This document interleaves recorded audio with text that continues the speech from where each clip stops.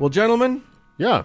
it's our favorite thing in the whole world on this podcast that people give us money. Hooray! Why else would we do this fucking thing? Right? Why else in the world? Look, you guys don't understand. This is a pain in our asses. But we do it for the cold hard cash. Do you know how much money there is in atheist podcasting? It's tens of dollars. Tens and tens of If dollars. you could see the grill I just bought for myself. It's why your speech is still a little slurred. That and the fifth of vodka you drank last night. But no, we have people to thank because they have chosen to join the Legion. Fine people. Beautiful, Amazing people. wonderful people who give us some money. So let's start with, and we've got some rewards to dole out as well. Wow. So, Uncle Mark, Yes. you must do a saint Saint for Sarah. Sarah. Ooh. Sarah, your patron saint is sorry, there's a lot of information coming into my head right now. about this. Right. Divine as you will. I'm receiving my channel. Your saint is Saint Raisin Bran of Green Gables, who is the patron saint of Stadiums of Fire, the Bethesda, Maryland wastewater treatment system, and most importantly, paprika.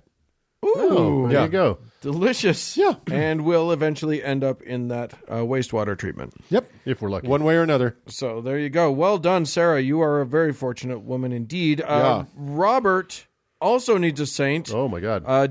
Doug, do you want to take it, or should we Rochambeau? I'm up for it. All right, go for it. I'm feeling my oats. Okay. So who was it for? Robert. Robert. Your saint is Saint Cornelius of the Salton Sea. Woo! Beautiful. Gorgeous Beautiful Salton patch of Sea. land. If you don't know about it, go watch the documentary. John about Waters documentary. Yeah, it's Tremendous place. Cornelius is the patron saint of tilapia, autoerotic extinction, and highway rest stops below the Mason-Dixon line. So Yeah. it. Yeehaw! That you- sounds you- great. You got a pretty bum saint, Robert. cornucopia. I'm sorry about that. Well, tilapia is nice. Yeah. Yeah, I like it. It's On a salad, delightful. you can't beat it. Sure. It's delightful. I am going to.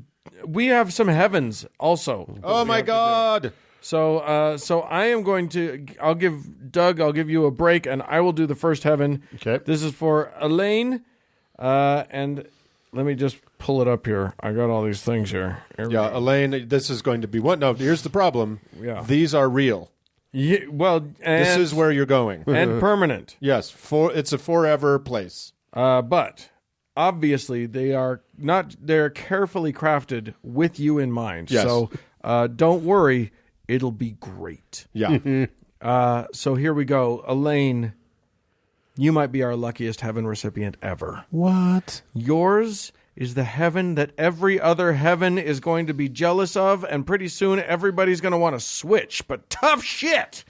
They're all stuck in their stupid place, and you get to go to puppy heaven! What? That's right. After your untimely demise, and yes, it will be before your time, sorry, you'll be whisked away Don't to buy any green bananas, Lane. Indeed, You know what I mean? Indeed. But you will be whisked away to a magical land overflowing with only the cutest widow guys you ever saw.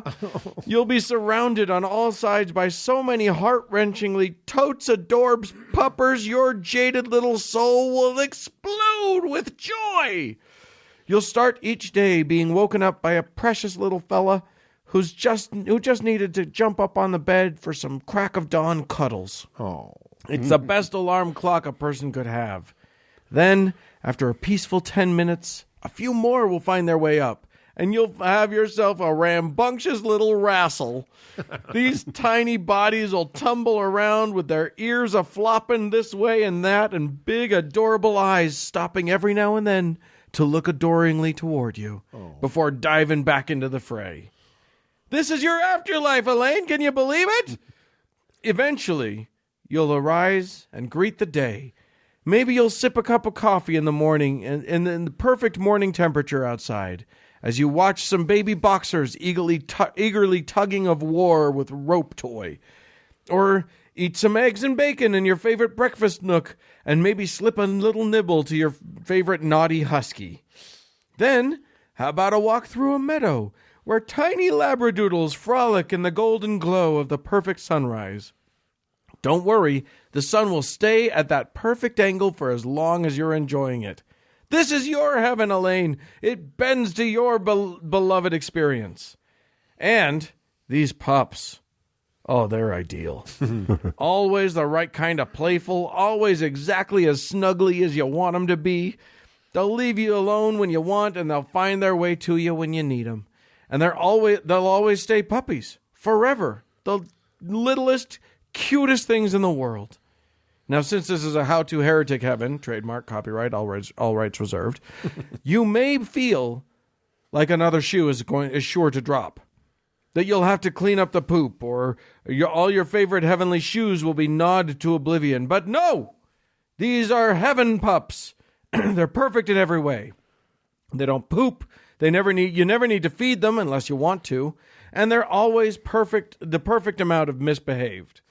Of course, there may come a time in the infinite void of eternity when you crave the company of, another human, or when a cat or a squirrel or even a bird might seem like a nice diversion, or hell, even a full-grown dog. Like, these guys can't even catch a frisbee, for God's sake. And who knows? After the first century or two, you might get a little stir-crazy once in a while and start wondering crazy things like, these puppies can't grow up, but can they die?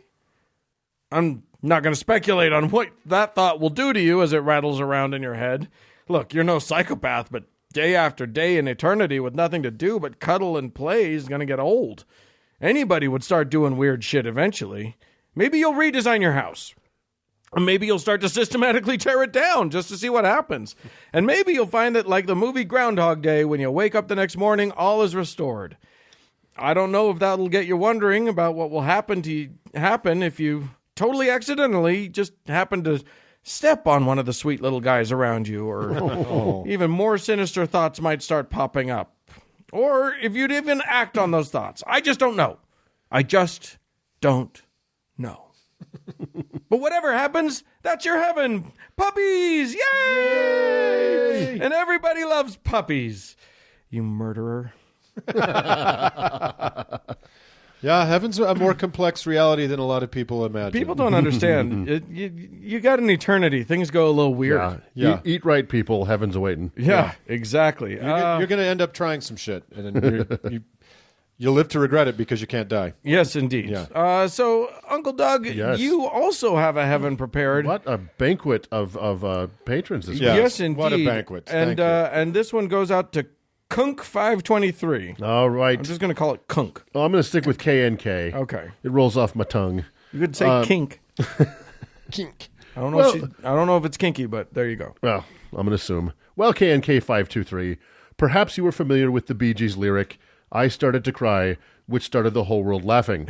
Well, in your case, when you slip the surly bonds of earth to touch the face of Gaia, you will turn this lyric on its head. For you see, KNK 523, while your loved ones weep at your passing after a long, consequential life, you will drift, free of pain and worry, toward an ever-brightening, warm, and welcoming light. In the center of this light, you can see something begin to resolve itself. It's hard to make out at first, but soon it takes shape. It appears to be a long, smooth metal rod, stretching out as far as you can see. Oh, God, no, you think for a second. Is this Lehi's dream that I'm stuck in? Mormon deep cut. Of course, you only know about that terrible parable because your surprisingly still alive audio uncles once talked about it on their now nationally syndicated primetime television variety show. But soon, your worries are assuaged as you realize that the metal rod is actually a microphone stand, backed by a red brick wall and flanked by a single wooden stool with a bottle of water on it. Oh, no. You look around and realize you're in a comedy club. But this is no ordinary comedy club. This is New York's iconic Comedy Store, and you are the only one in the audience. Oh. A warmth and happiness washes over you, the likes of which you've never experienced. You've always loved stand-up comedy, and now KNK 523, your ultimate wish has been granted. Comedy's best and brightest exists now only to make you laugh for all eternity. A program appears in a flash of light on your table, announcing tonight's lineup.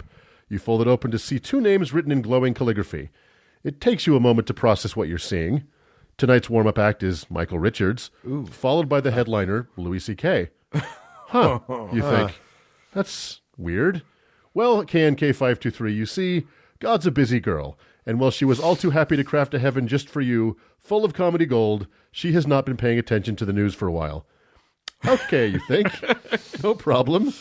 I just need to process this for a second. You know what? A drink will help. And so you head to the bar. Barkeep, you say to the bartender whose back is turned. I need a stiff one. What's the house specialty? The bartender turns around, and wouldn't you know it, it's Bill Cosby.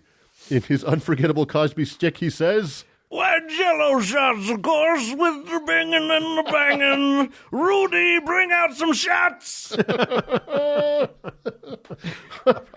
Unfortunately, KNK523, since the creme de la creme of the comedy world is here alone, with you, they take turns tending bar, watching the door, and making you laugh. Unsolicited, he plops an oversized shot of green Jello in front of you, with several clearly visible unopened gel caps suspended in it. Okay, I thought my segment was the most fucked up thing we've ever talked about. You guys will know in a minute, yeah. Cosby says menacingly, yeah, no thanks, you say.